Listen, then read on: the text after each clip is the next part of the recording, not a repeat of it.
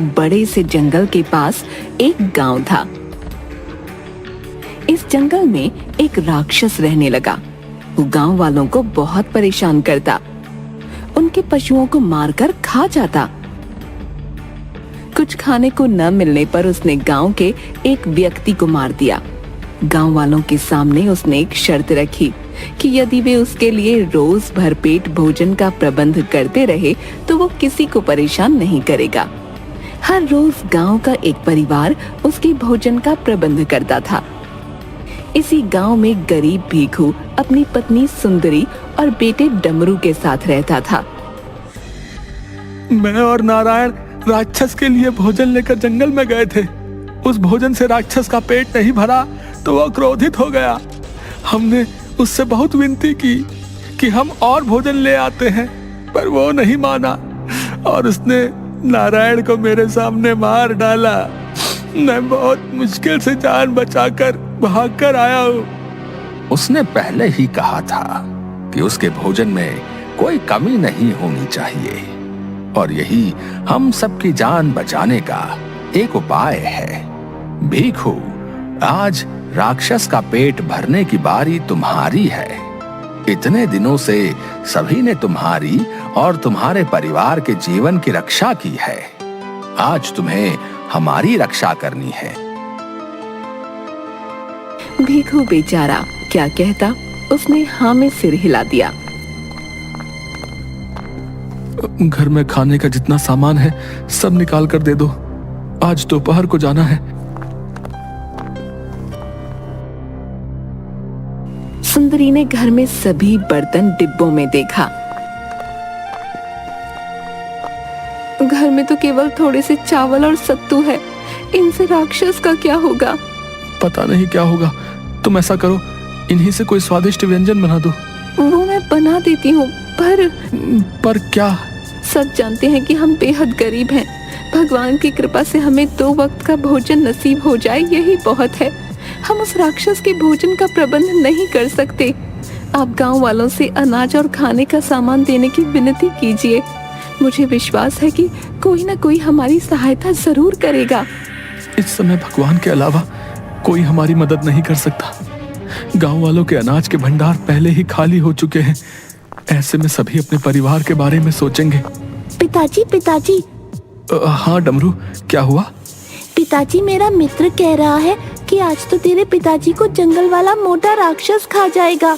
क्या यह सत्य है? आप जंगल में मत जाओ। सुनिए, ये सही कह रहा है। आप मत जाइए, हमारे पास उसे खाने को देने के लिए कुछ नहीं है। कहीं वो गुस्से में आप पर आक्रमण न कर दे। इतने दिनों से गांव वालों ने हमारे प्राणों की रक्षा की है। आज जब हमारी बारी आई तो मैं अपने कर्तव्य से मुंह मोड़ लूं, ये उचित नहीं। राक्षस अपना पेट भरने के लिए मुझे खा भी जाए तो भी मैं पीछे नहीं हट सकता। हे राम, ये कैसी विपदा आन पड़ी है।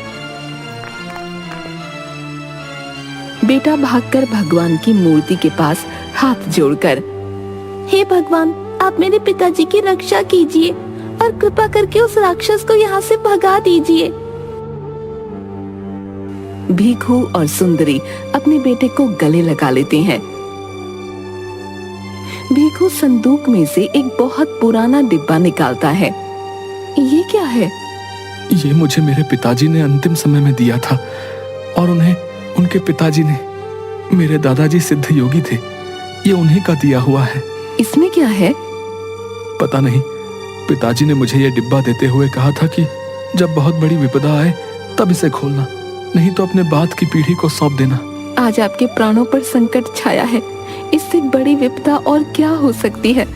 आप इसे खोलकर देखिए, शायद कोई रास्ता निकल आए।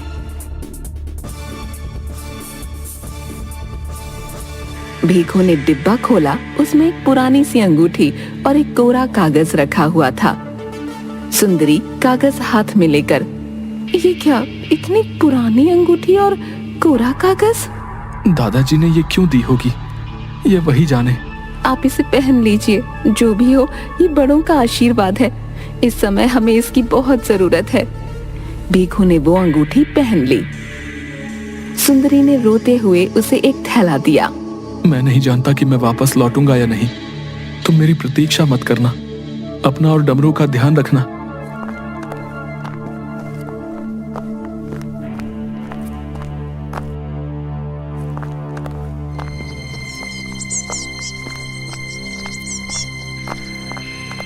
भीखू हाथ में थैला लिए जंगल में पहुंचा। जंगल में एक भयानक आवाज गूंजी। आ गए तुम। अचानक भीखू के सामने धूल, मिट्टी और सूखे पत्तों की एक गोल आकृति घूमती हुई आई और उसमें से एक विशाल गाय राक्षस प्रकट हुआ। उसने एक हाथ से एक पेड़ खिलौने की तरह उखाड़ फेंका।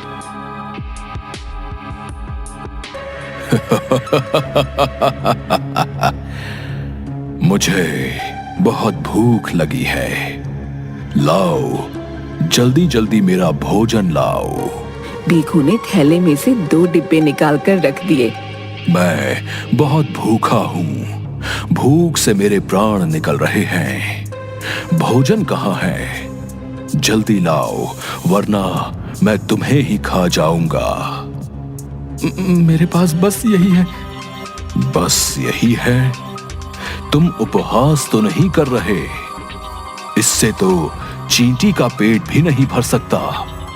मुझे कुछ नहीं पता, मुझे मेरा भोजन चाहिए, नहीं तो। भीखू जोर जोर से रोने लगा। राक्षस ने भीखू को खिलौने की तरह उठाकर अपनी हथेली पर खड़ा कर लिया। रोज रोज घास फूस खाकर मैं परेशान हो गया था।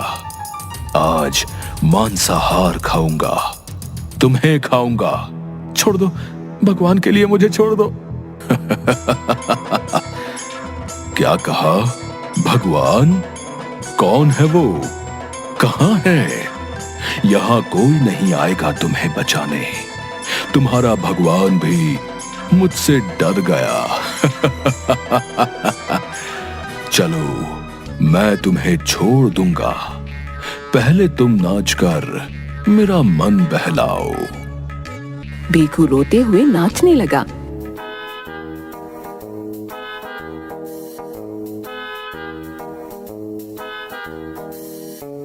उसके बाद राक्षस भीखू को अपनी हथेली पर चाबी की तरह उछालने लगा।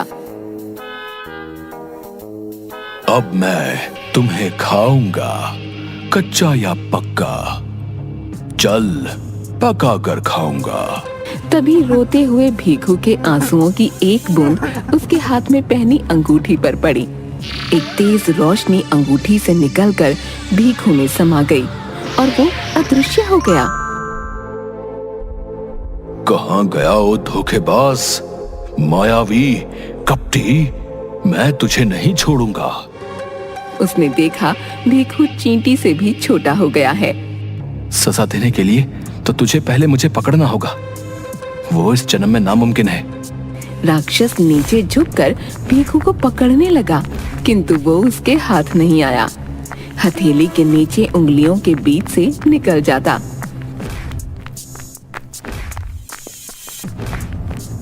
थक हार कर राक्षस वहीं बैठ गया। तुम यहाँ बैठकर आराम नहीं कर सकते। कहकर भीखू चींटी की तरह उसके ऊपर चढ़ गया। तेरी इतनी हिम्मत, अभी मजा चखाता हूँ। राक्षस ने पैर झटक कर भीखू को कुचलने के लिए आगे बढ़ाया। तभी भीखू बड़ा हुआ और उसने राक्षस को धक्का देकर गिरा दिया। आजा, आजा, तुझे नहीं छोड़ूंगा मैं आज। भीखू ने देखते ही देखते पल भर में विराट रूप ले लिया।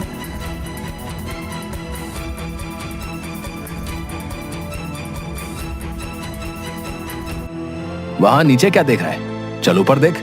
राक्षस ने गर्दन ऊपर करके देखा। कौन हो तुम? मान जाओ, मुझे क्रोधित मत करो, तुम मेरा सामना नहीं कर पाओगे। इतना अहंकार।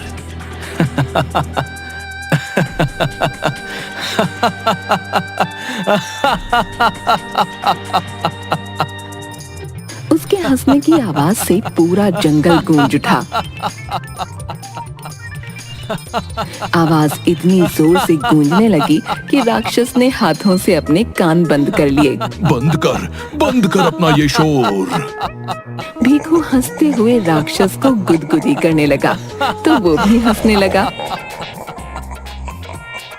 अब तो अपना शोर सुन, अपनी आवाज से डर। राक्षस ने गुदगुदी से हंसते हुए भीखू के पैर पर जोर से मारा। तेरे पाप का घड़ा अब भर गया है, कहकर उसने राक्षस को उठाकर हवा में फेंक दिया। राक्षस हवा में उड़ने लगा। तूने क्या सोचा था? तू मुझे मार डालेगा? मैं ना धरती पर मर सकता हूँ ना आकाश में। तुझे तो मैं चुटकी में मार डालूंगा, पर मैंने सोचा तुझे एक मौका देना चाहिए। अब देख तमाशा। राक्षस हवा में गोल गोल घूमने लगा। है हिम्मत तो आ, कर सामना। यदि तू मुझे 5 मिनट में नहीं मार पाया तो तू खुद मर जाएगा। ये मेरा वरदान है, आज मैं तेरा मांस खाऊंगा। सुनकर भीखू ने स्वयं को और विराट किया और उड़ते हुए राक्षस को पकड़ने के लिए दौड़ने लगा।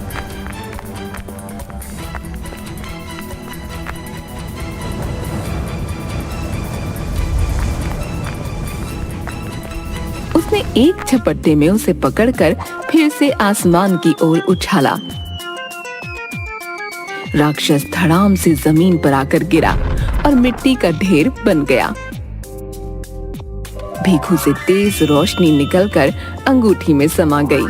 भीखू को एक झटका लगा। अरे अरे क्या हो गया था मुझे? पूरा सिर चकरा रहा है। और वो राक्षस कहाँ है? अब ये तो राख का ढेर हो गया। पता नहीं मुझ में इतनी शक्ति कहाँ से आ गई। हे भगवान, तेरा शुक्र है, बचा लिया। भीखू ने अपने डब्बे थैले में डाले और उन्हें लेकर घर चला गया।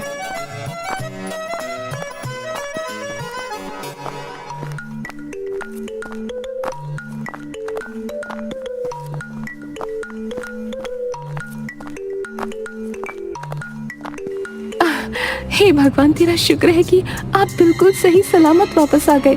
मुझे लगा कि कहीं वो राक्षस। उस राक्षस का सामना मैंने कैसे किया ये मैं खुद नहीं जानता। तभी डमरू के चिल्लाने की आवाज आई। माँ माँ माँ। दोनों भागकर उसके पास गए। डमरू एक मोमबत्ती जलाकर बैठा था। पिताजी, ये कागज। ये तो वही कागज है जो उस पुराने डिब्बे में से अंगूठी के साथ निकला था। इस पर कुछ लिखा है पर मैं पढ़ नहीं पा रहा। नहीं, इस पर कुछ भी नहीं लिखा है। ये तो एकदम कोरा है। डमरू ने वो कागज मोमबत्ती के लौ के ऊपर किया तो उसमें लिखे शब्द उभर आए।